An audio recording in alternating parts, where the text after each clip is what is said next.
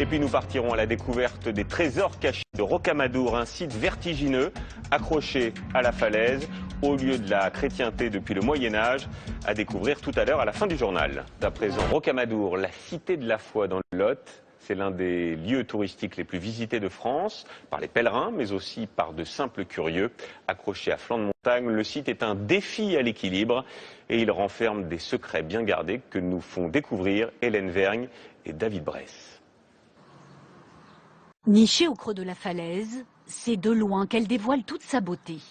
À la lumière du petit matin, la cité de Rocamadour, comme un défi à l'équilibre, séduit d'un regard.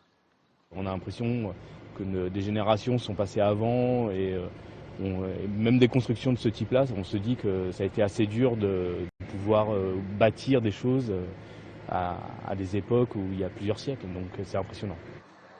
Ce qui frappe, c'est d'abord la verticalité du lieu.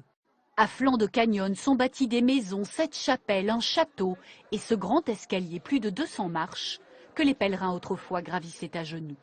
Aujourd'hui, la magie opère encore. On parle de miracles, de tout ce qui est vertigineux. J'ai eu la chance d'aller sur les remparts et c'est vrai que là, on est une sorte d'étourdissement, quoi. Voilà, émerveillement. C'est la foi qui fait déplacer des montagnes et qui va faire que ces hommes se lancent dans ce défi incroyable d'architecture pour aller s'accrocher à cette falaise, à cette grotte naturelle du départ. Ornées de peintures, des grottes témoignent d'un sanctuaire préhistorique il y a 30 000 ans. Aujourd'hui, depuis un millénaire, on vient ici visiter ou prier cette petite Vierge noire, implorer Notre-Dame de Rocamadour, connue pour ses miracles. Presque aussi incontournable, l'abbé Ronan de Gouvelot. À bientôt. Ah, ça marche. Le jeune recteur anime les visites du soir, accueille sans distinction touristes et pèlerins. Ce jour-là, il accepte de nous dévoiler un des mystères de la cité. Une armoire de la sacristie dissimule un escalier.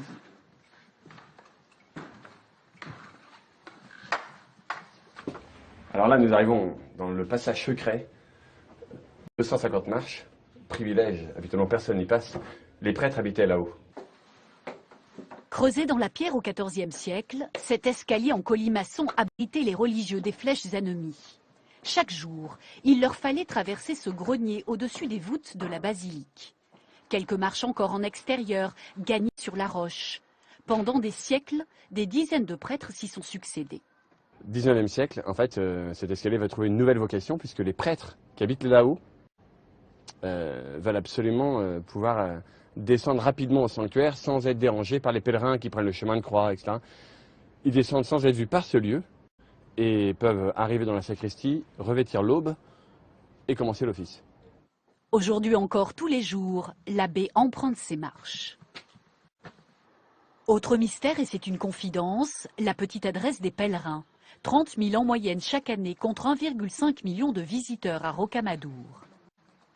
Cela fait 20 ans que ces sœurs accueillent le soir des marcheurs de toute nationalité.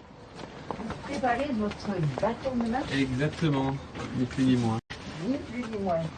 Et vous venez de Nantes. Et tous ces marcheurs ne sont pas forcément croyants, loin de là. On accueille tout le monde et finalement, je crois que tous les gens font une avancée dans leur vie. Même si ce n'est pas une véritable expérience spirituelle, c'est une expérience humaine qui, je crois, est très riche. Pour une visite complète, il faudra encore chercher l'épée de Roland de Roncevaux, admirer les toits de Lozes. Surtout se laisser porter jusqu'au soir pour se perdre dans des ruelles quasi vides et jouir alors d'un panorama unique au cœur de la nuit.